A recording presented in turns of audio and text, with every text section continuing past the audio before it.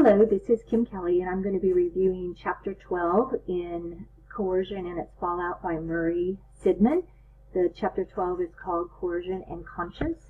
And in this chapter, Sidman talks about how we're torn between indecision and pulled back and forth from a course of action to another. It's like, should I or shouldn't I? It's like when a dieter faces forbidden foods, like for Thanksgiving when we all were celebrating with our families and we thought, and you might have been dieting, and then you go in and say, oh my gosh, I can eat all of this stuffing, it's okay, or I can have that cranberry salad, or I can go ahead and eat that pumpkin pie because tomorrow I'll start my diet all over again. And this is celebrating with our family, and we don't get together very long, so you start making up all of these different things to allow it to happen, even though you've created a type of forbidden or punished type attitude toward breaking your diet. You will find ways to say, oh, it'll be okay. So one thing that we seem to feel for those particular instances or other instances is a tugging and pulling of our inner forces. We know once we have a well-developed conscience, then we will no longer feel the temptation, even without conflict. We will behave lawfully, ethically, dutifully, decent, and responsible, and with integrity. But it takes time to reach that type of state in which we automatically reject all temptations, and most of us never get there. We feel a thing called conscience. We have a tendency to act, anticipate actions and hesitations, and we avoid behavior that causes punishment. Our tendency is to do the right thing when we see conflicting contingencies pull us in opposite directions, particularly when at least one of the contingencies revolve around punishment. We attribute conscience to the acts of avoidance of punishment. We also look at conscience as another name for superego. Freud taught us about that and how it helps us stay away from that antisocial or selfish or unethical impulses. Another thing that we're trying to do is emphasize the social origins of our definition of what is right and wrong. It's the example of the laboratory rat when they're pushing on that lever and they get rewarded. So basically that's their work, that's their lifestyle, that is earning a respectable living. But then when contingencies change, and that happens a lot in society, and then the rat goes and touches the lever and gets a shock, well, the rat will hesitate when they get ready to go up to the lever again. They might go up there and touch it again, just thinking, oh, well, that was just a one-time thing, I'm not going to get punished this time. And they go up and touch the lever again, and they receive a shock. So now the rat is going, and then they go up to the lever and retreat immediately without touching the lever because they're anticipating that punishment. And then after a while, the rat will no longer even go to the lever. It's like it ceased to exist. And one of the things that we've talked about too is working with children. Young children, when they're born, they don't really have a conscience. They're selfish, they're egocentric, everything revolves around them. It's all about me and my wants and my desires. But we're beginning to help them understand the difference with behavior and the consequences of punishment. For example, when a little one is exploring and in infancy gets hugs and kisses, even if they pull Nani's glasses off of her face, or they pull on Grandpa's beard, or any of those kind of things, we still hug and kiss them and say, oh, you're so cute. But then when they get a little bit older, then those things are now deemed punishable. And then when they do them, they'll say, no, no, no. Or when a child is starting to explore and getting ready to touch an electrical outlet or a vase or something that could possibly hurt them or break, then we are going to say, no, no, get away, no, no, not safe, be safe, no, no. So the child will start to do similar acts that the rat did. They'll go up there and they'll look really hard and they'll look up at us, and then they'll look back down to that temptation, and then they'll try the temptation again, and then our responses is no, no, no. And so then they go back, and it's kind of like the rat. They go back up there, and they look at it, and they look at us, and then they look down at the vase or whatever they're looking at, and they'll say no, no. So now they've learned that this could be a punishable act, and unlike the rat, the child will be able to attach words to punishment. So they start to learn the no, no. They start to learn things like that's illegal, that's forbidden, those kind of things. We also talk about coercion in regards to tendencies for us to understand reactions, and we try to teach those behaviors, those social acceptable behaviors in school. We help them understand that some acts are okay and some acts are illegal or no-nos. And when we have childhood and teenagers, we see that teenagers are the same. They tend to be a little bit more egocentric. They still haven't grown out of that, and their conscience is still developing. So their temptation is still very real. They know some of the actions are still considered no-no, but now they're out in society and they see more things. They might get their car for the first time, and it's a bright red Mustang, and it's super cool, and the engine makes a lot of sounds because it's got a lot of torque, and then they go, oh, well, I'm on a clear road, there's nobody here, and there's no cops around, or I'm not going to get in trouble, so I'm going to floor it and see what it can do. Well, that's a no-no, but they want to try it, and then if nothing happens, then that behavior is going to reoccur more often, and it might be an occurrence where they're going to go, oh, I'm going to do it on the street, and I'm going to hot rod, and I'm going to race another car. So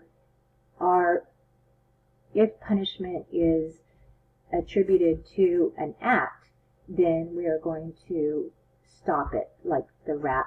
But if we can get away with it, then that behavior is going to repeat. One of the other things is, when I taught public school, we would sing Pinocchio with our kiddos. We would talk about Pinocchio. And when we did that, we would always say that Jiminy Cricket was your conscience, and was that a good choice or a bad choice? What would Jiminy Cricket say?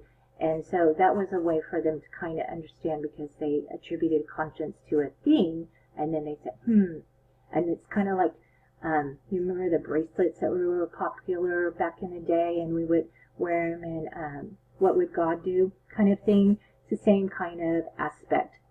We also see how some people have such a strong conscience that they tend to lead a narrow path. They're obedient, they do what is expected, they're dependable, brave, clean, reverent. They have these undeniable personal virtues. However, they feel that creativity could be dangerous. They frown on it in themselves and with others. They find uniqueness disturbing. Unconventional actions are a threat to security, and when conditions change and society relaxes, and some contingencies will loosen and some will tighten, we often find these individuals unable to adapt. The change passes them by. These unfortunate byproducts of effective coercion are to be expected when the community builds individual consciences through punishment. For example, in our state, we have legalized marijuana.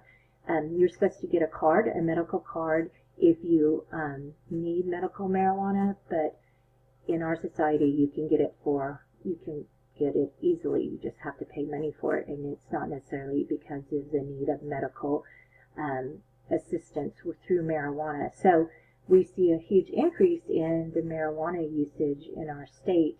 Not that it was illegal before, but now it is legal. So society is trying to figure out if there should be a punishment for it or not. So it is something that our society is really conflicted on.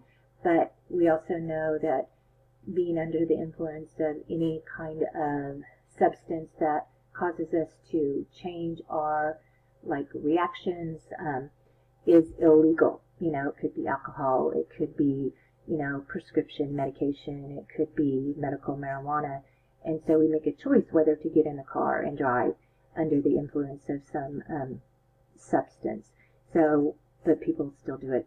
And if they continue to do it and they don't get punished, they don't get pulled over for drunken driving or being under the influence of the substance, then what's going to happen? They're going to do it more often. So forbidden fruit continues to attract us. The community will regard it as having a weak conscience or even dangerous, but adopting an unusual lifestyle may bring us into conflict with a larger community. We may feel at war against ourselves when we're strongly tempted to do things we have learned that are bad or dangerous. And when we find ourselves actually going against our conscience, not only is the community going to distrust us because we can't control ourselves, but we are likely to distrust and despise ourselves. These hallmark personality disorders of neurosis are byproducts of the coercion practices of the community and the uses to establish individual conscience. Therapists seek to resolve our inner conflicts by trying to make our conscience more effective and have it be a mediator between our predatory and altruistic behaviors. However, effective therapy has to deal not with the inner forces but real-world contingencies, what relation between conduct and consequences. And those consequences are generally punishments, but therapy must come to grips with the causes, not just the results. Society has enlisted organized religion to help us build and maintain conscience by adding force of divine command. But we have a well-kept secret in psychiatry, psychology, and behavior analysis that we've never cured any actions like theft, murder, fraud, governmental corruption, dishonesty in business, and professional malpractice. But a person who has a defective conscience, gives in to temptations, listens to the devil, or loses the struggle with the forces of evil, demonstrate that the society's coercive contingencies have not accomplished their intended functions. This psychopathic personality with no conscience at all is society's coercion has completely failed. Society frowns on the departure of moral and legal codes, but we all know that much unlawful acts are never detected. The inner voice is easily corrupted. We see coercion and corruption in our society. Illegal positive reinforcers can erode a conscience. At the same time, morality is becoming enforceable only for those who have little to gain by breaking the law. More and more we see small criminals, the poor, the exploited being punished, while white-collar criminals, wealthy and being societally prominent, presidents of corporations will continue to pollute our air and ground and our drinking water, our oceans. On the grand scale, the heads of banks and brokerage firms that swindle the public all maintain the lifestyles of their gains that they have made. But morality is frequently a tool for maintaining the conscience of those who can't afford to get caught for breaking the law.